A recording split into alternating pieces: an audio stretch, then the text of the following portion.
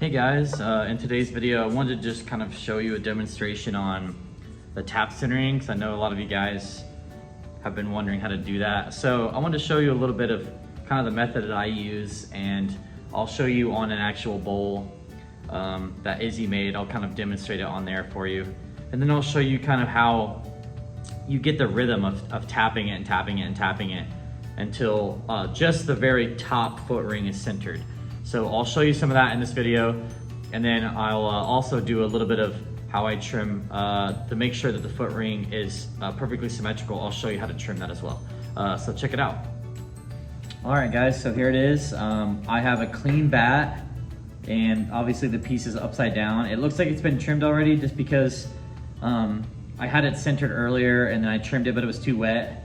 So I set it to the side by the fan for a little bit just to dry it out. So it's in the stage right now where it is pretty leathery.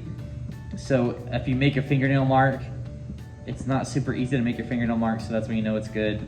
So I'm gonna set it off center a little bit just to show you how this is done. Now this is 5 pounds-ish, so it's gonna be a little bit different than what your tap centering might be for a mug that's a pound or a pound and a half, but this is the general feature. So you'll see that as it's spinning around, it's going to touch my hand. So 1, 2, 3. So what I do is I put my hand here. When it touches, I get the rhythm to tap it every time it's about to touch. So then you tap it, then, and now it's good. Okay, so let's pull it off again. Spin it, just touched. So I'm gonna hit it when it's about to touch. So touching right now, touching right now, touching right now. So hit it, hit it, hit it, hit it, hit it. And then just keep doing that until it's in the center like that. So let's pull it off again. Do it again, okay? So see how it's off center? Touching, touching. So what I do is I tap, touch, and then right when I touch, I pull my hand away. So you might see me doing this kind of thing. Touch, touch, touch, like dribbling a basketball. And that's how I know that I'm getting the right rhythm. So let's do it again. Hit, hit. It's actually stuck on the water, but there we go. Hit, hit, hit, hit, and then it's good, okay? So what you can do though, is if you feel like you're really close, but you don't know for sure, what I do is I take my 4 fingers, I put my pinky on the bottom, ring finger on the bottom third of it, middle finger toward the top, and then I put my index finger right on the top where I should be trimming, and I spin to see if my fingers touch all the way around. So you'll see in the video, my fingers have been touching the entirety of the spin. So the entire revolution, my fingers are touching, okay? That's when you know it should be good. So what I do is I'll kind of push down and wiggle. As you guys are familiar, we use chuck for this. So let me chuck this down, and I'll show you the testing for center part. You guys already know how to trim, so I won't show you the demo for that, but this will be good to show you how to get the foot ring started, okay? Because some of you guys have been having a little bit of issue with that. So push it down and chuck it down in.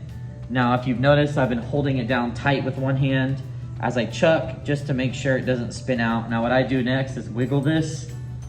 So if I wiggle it and it doesn't move, we're normally pretty good, okay? So let's take the square part of our tool, and you're gonna rest it on the side and trim off the excess from the sticking to the bat, okay? That's what I like to do, trim off the excess right here. And you see those ribbons, how they're elongated when they come off?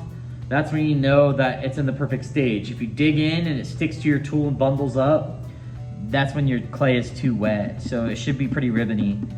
I've also taught you guys the tap for sound method.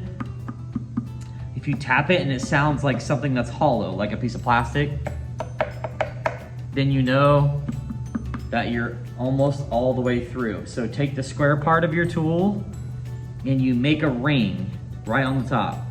You notice I'm holding in this with 2 hands tight. My thumb is bracing the top and my fingers on it like this. That's so I can hold it steady. My elbows are down. Make a ring and then slow down the wheel, stop it, and look down on it. And you can see if it's equidistant around this ring. If you have one side that's really thick and one side that's really thin, then you push toward the thick side to make it equal all the way around, okay? Push toward the thick side.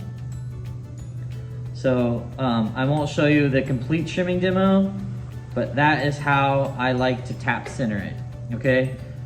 If you really want to practice tap centering, you don't have to do it on a piece that you just made. It can be a piece that it has already been fired if you want to try it. It can be a piece that I make if you are really interested in doing that. Just kind of practice it over and over and over. I used to practice it on a coffee can just like this one.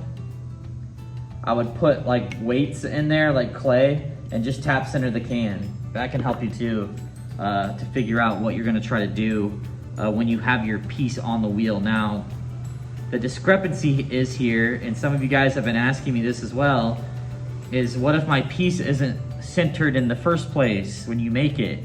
And the answer to that question is you just have to center this part. The bottom can be over here, but as you know, the bottom can be over here, but as long as the top's right here, you can still center the foot ring pretty well. So just remember that in the future. And if you're making pieces that are altered, you know, we had someone who made a piece that the top's kind of flowery. As long as it sits flat on the wheel, you normally can chuck it down to help you trim it a little bit better. All right. So that's the video for that. The thing that I think we should focus on the most when it comes to tap centering is getting the rhythm of going tap, tap, tap as it's about to touch you. So you tap when it's about to touch your hand, all right? That's the move for that. Tap when it's about to touch your hand, tap when it's about to touch your hand. 4 fingers to make sure that it's centered all the way around. Just for people who are beginning, you don't have to do that every time, but you'll understand that a little more as you feel it with the rhythm of the center, all right? All right, thanks for watching.